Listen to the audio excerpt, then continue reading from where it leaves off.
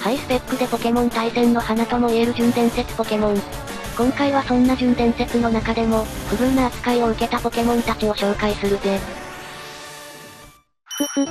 どうしたんだレイム、嬉しそうじゃないか。ダイマックスアドベンチャーで捕まえた伝説を、ボックスに飾って眺めてるの。コレクターみたいな趣味だな。ただのコレクションじゃないわ。私はこの子たちと一緒にランクマッチの雪辱を果たすのよ。ルールによるけど伝説ポケモンはパーティに1匹までだから注意だぜ。そうなのね。じゃあ純伝説たちも出動よ。ということでマリサ、私があんまり強くない純伝説を選ばないように、アドバイスしてちょうだい。わかったぜ。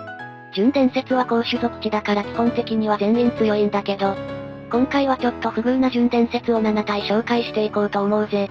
パーティ構築の参考にしてくれよな。まず最初に紹介するのは初代純伝説のうちの1匹、フリーザーだ。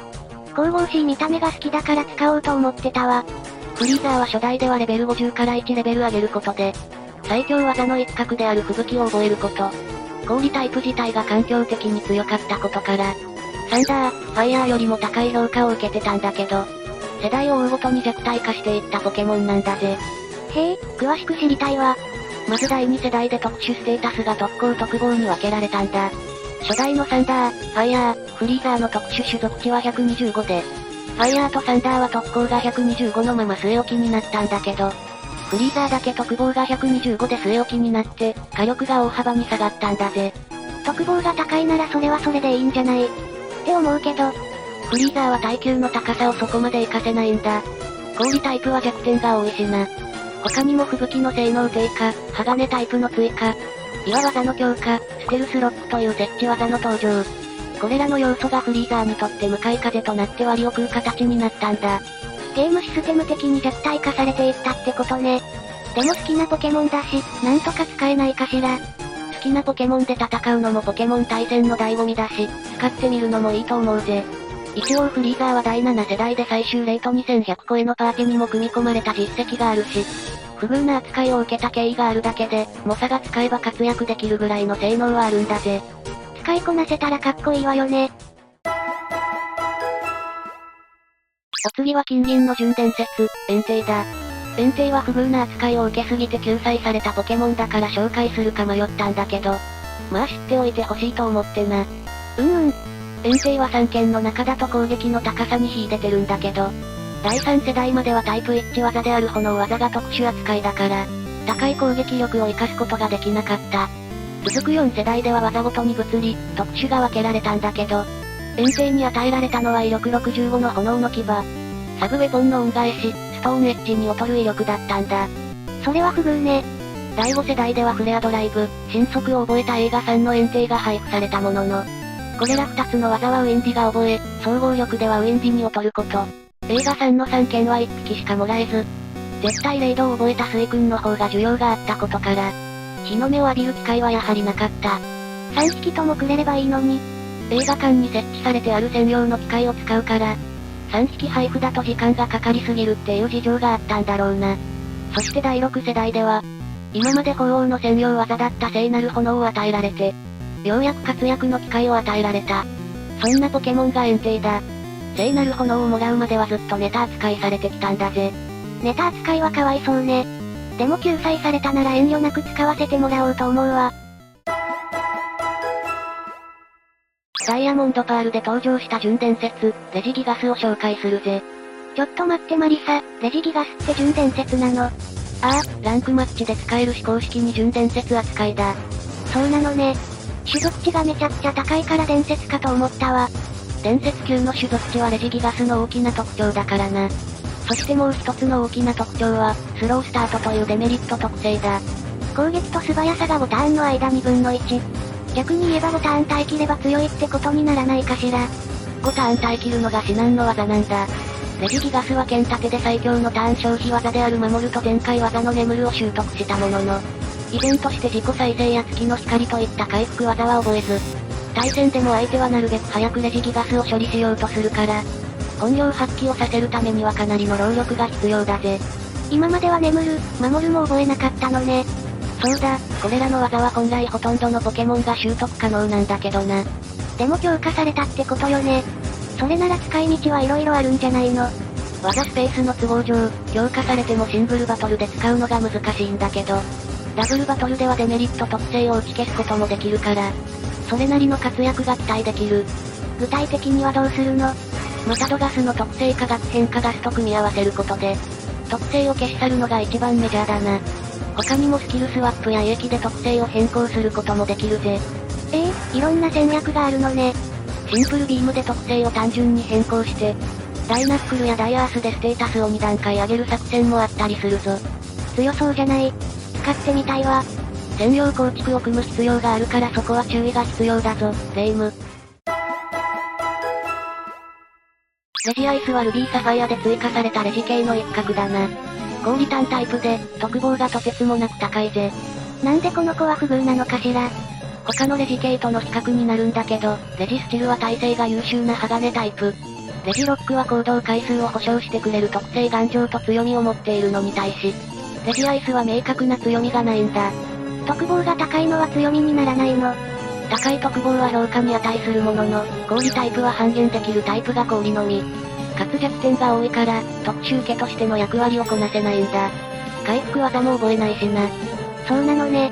レジギガスもだけど、自己再生とかは覚えてほしいわ。確かにな。まあ自己再生を習得したとしても、特殊受けにはハピナス、ラッキーっていう鉄板ポケモンがいるから、確固たる地位を築くことは難しいだろうな。その子たちがいるのね。ちなみにレジアイスの特性はどうなの？通常特性はクリアボディ、第6世代で解禁された特性はアイスボディだ。アイスボディは対戦で活かされることがほとんどない特性で、強力な特性をもらったレジロックとここで差がついてしまったんだぜ。レジアイスはなかなかの不遇ポケモンね。レジアイスの利点は絶対レイドが効かないところだな。氷タイプに絶対レイドは無効になるから、その点に限ってはハピナスやラッキーよりも優秀と言えるだろう。そうね。あとレジアイス自身氷タイプだから、絶対レイドを打ちまくるのが強そうだわ。残念ながらレジアイスは絶対レイドを習得できないんだ。ここもレジアイスの不遇ポイントの一つで、マイナス200度の冷気が体を包むって図鑑に書いてあって、マイナス 273.15 度の絶対0度に届かないから覚えないんじゃないかって説があるんだぜ。もうちょっとだけ冷気に頑張ってほしいわ。ビリジオンは BW で追加された準伝説で、聖剣士のうちの1匹だ。聖剣士って何？ビリジオン、テラキオン、コバルオン、ケルディオの総称で、悪と戦うことをコンセプトとしているんだ。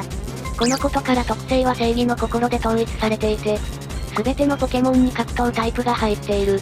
全員格闘タイプで同じ特性ならあんまり差がつかなそうに見えるけど、これらのポケモンは複合タイプになっていて、また種族値も異なる。幻のポケモンであるケルディオを除いて種族値を比較するとこんな感じだ。ふむふむ、ビリジオンは特防が高めなのね。そうだな。この中だと特攻の種族値が低く設定されている。テラキオンが最も優遇されていると言えるだろう。格闘の複合タイプは攻撃面でも優れていて、アタッカーとしての素質は高い。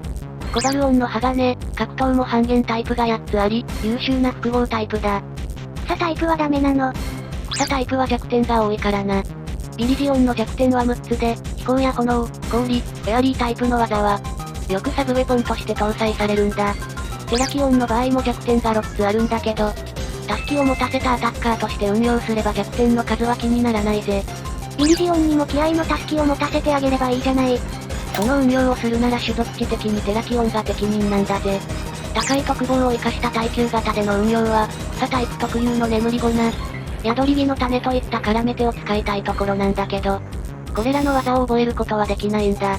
レジアイスに続き、技にも恵まれないのね。第7世代では神剣っていうライバルが登場して、草タイプ物理アタッカーとしての役割すら奪われてしまうんだぜ。覚える技も似通ってるしな。続く第8世代の最強技であるダイジェットは4倍弱点で耐えることができないため、環境的にも不遇なポケモンと言えるだろう。踏んだり蹴ったりね。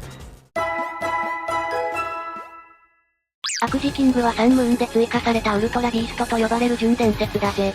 ウルトラビーストっていうのはサンムーンの舞台である。アローラ地方に突如現れた謎の生命体のことだ。見た目はすごく強そうよね。種族値もいびつだけど HP が高くて高そうだわ。いびつな種族値はウルトラビーストの特徴の一つだからな。種族値、技を覚えるレベルはほぼ素数で統一されてるんだ。知らなかったわ。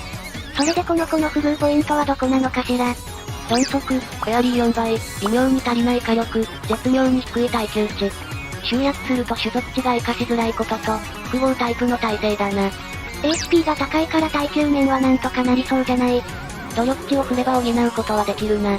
ただ HP が極端に高くても、実質的な耐久値はそんなに高くはならないんだぜ。